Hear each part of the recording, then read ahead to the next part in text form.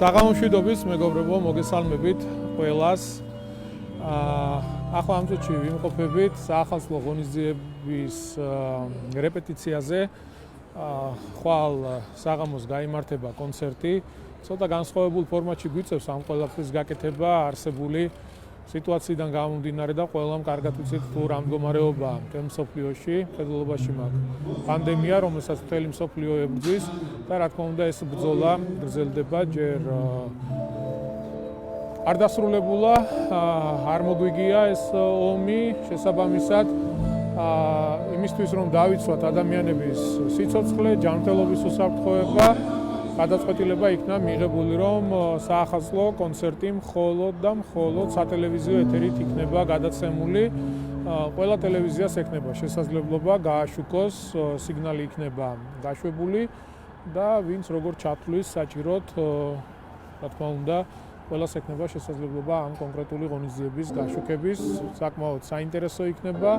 მაქსიმალურად შევეცადეთ რომ ყველა ესტრადის წარმომადგენელი ყოფილიყო ჩართული საახალწლო ღონისძიებებში, მიეღოთ მონაწილეობა და ძალიან ლამაზი გამოვიდა ზოგადად ეს კონკრეტული პროექტი, რომელიც განხორციელდება ხვალ ამ კონცერტის სახით.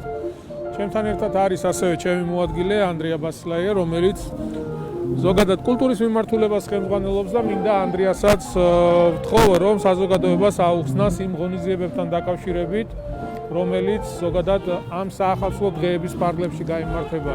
ყველამ ვიცით რომ საახალწლო სოფელი არა გვაქვს, ის ყოველდღიური კონცერტები, რომელიც ჩარშო მქონდა, ვერ მოხერხდება, თუმცა ამის და მიუხედავად კულტურის სამინისტროს ჩართულობით, ცენტრალური მთავრობის ჩართულობით, რომელმაც კიდევ დამატებით თანხები გამოგვიყო იმისთვის, რომ არ დაგვეტოვებინა არავინ, რომ ამ რთულ ვითარებაში ისე დარჩენილიყვნენ და ყველას ვაძლევთ შესაძლებლობას მიიღონ მონაწილეობა კონცერტებში და ამ კონცერტებთან დაკავშირებით რო უთხრათ საზოგადოებას როგორ და როდის გაიმართება. იდეა იყო ის, რომ მაქსიმალურად მეტი ადამიანი ჩაგვერთვა ამ ღონისძიებებში.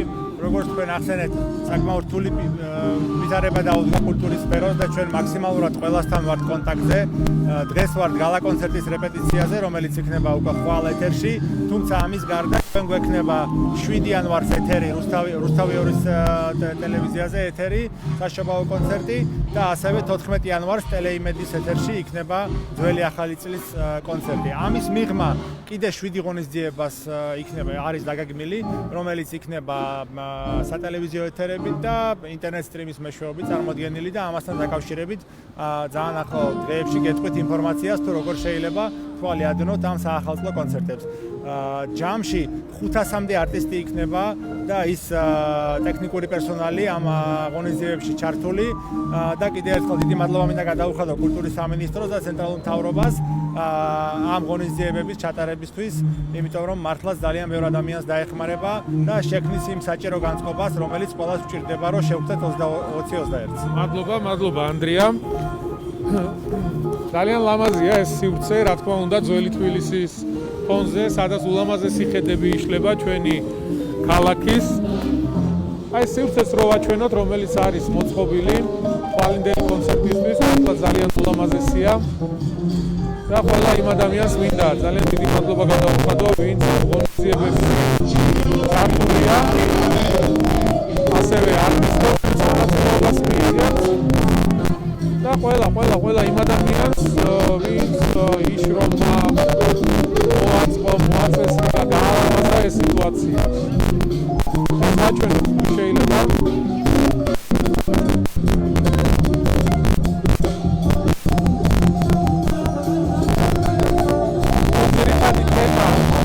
კონცერტის არის ის, რომ სახლებიდან, აივნებიდან, სხვადასხვა ტერასებიდან ჩაერთვება ჩვენი საესტრადო ვარსკვლავები, შეასრულებენ სხვადასხვა სიმღერებს და ეს კონკრეტული სივრცეს, რომელიც არის მოწყობილი, ზუსტად შექმნილია იმ გარემოებით, რომ ეს არის როგორც სახლი.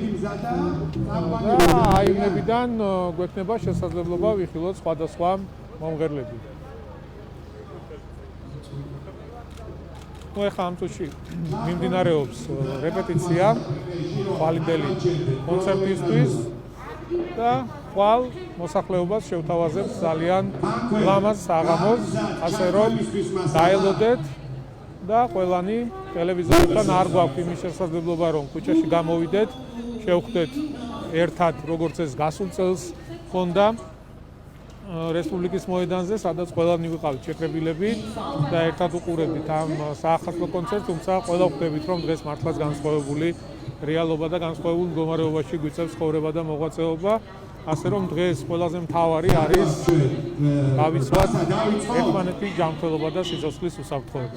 აი ეს იყო რაც მინდოდა მეთქვა მეგობრებო, ხვალ კიდევ აუცილებლად შევხვდებით და გვექნება შესაძლებლობა მიულოცოთ ერთმანეთს. ძალიან რთული წელი იყო 2020, სერიოზული გამოწვევები იყო მთელი მსოფლიოსთვის, ჩვენი ქვეყნისთვის და დარწმუნებული ვარ 2021 წელი გაცილებით უფრო მაგარი წელი იქნება, სადაც შევძლებთ ქვეყნის ეკონომიკურ განვითარებას, წინსვლას, იმ სოციალური პრობლემების მოგვარებას, რომელიც პანდემიამ შექმნა და ამ ყველაფერში ძალიან მნიშვნელოვანია ჩვენი სოლიდარობა, ძალიან მნიშვნელოვანია ჩვენი ერთადდგომა.